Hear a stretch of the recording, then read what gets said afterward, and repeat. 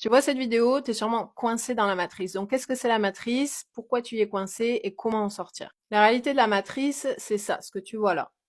Et ce qui est fou, c'est que tu es programmé pour y rester coincé. Donc, si tu ne te réveilles pas dès maintenant et que tu réalises qu'il y a une autre manière de vivre, tu y resteras coincé pour toujours. Donc, c'est quoi la matrice? La matrice, c'est une société dans laquelle les gens, c'est-à-dire toi et moi, sont conditionnés pour penser et agir d'une manière qui sert la société, donc la matrice, au prix du sacrifice de l'individu, c'est-à-dire au prix du sacrifice de notre bien-être, de notre créativité, de notre liberté, de notre temps, etc., etc. Et ce qui fait que la matrice elle reste en place, c'est que la très grande majorité des gens n'ont pas conscience d'y être coincés, et donc à partir de là, ça veut dire qu'ils ne s'imaginent pas qu'il y a une alternative possible. Donc si tu veux sortir de la matrice, il faut déjà commencer par comprendre ce qui t'y maintient prisonnier ou prisonnière.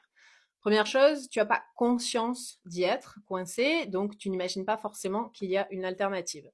Ensuite, le conditionnement social, le consumérisme, les actualités, les médias, les films qui nous bourrent constamment le crâne, les drogues, l'alcool, la nourriture de basse qualité et aussi, bien sûr, tes croyances limitantes. Et tout ça réuni, ça t'empêche de voir au-delà de ce qu'on t'a appris parce que tu es constamment stimulé et donc ça t'empêche de penser par toi-même véritablement et également ça t'empêche d'apprendre à focaliser ton esprit.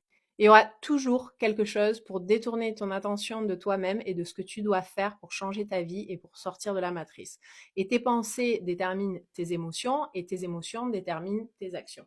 Donc, si tu veux sortir de la matrice, tu dois faire deux choses en priorité. La première, c'est d'incarner cette version de toi-même qui est libre, coûte que coûte. Et deux, c'est de décider qu'il n'y a pas d'autre option possible pour toi que d'incarner cette version de toi-même qui est libre et qui vit comme elle l'entend.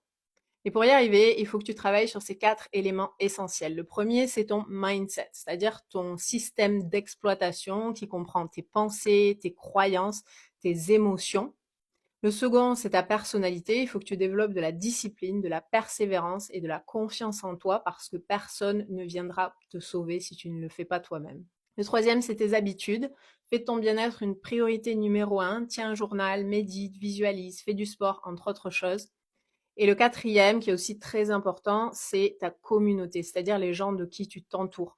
Sois sûr de t'entourer de personnes qui sont là, déjà là où tu voudrais être, qui représentent quelque part ton idéal. Pourquoi? Parce que ça va te permettre de normaliser ce que tu désires et aussi de te rendre compte qu'être libre de ton temps et être libre financièrement, c'est pas si compliqué que ça.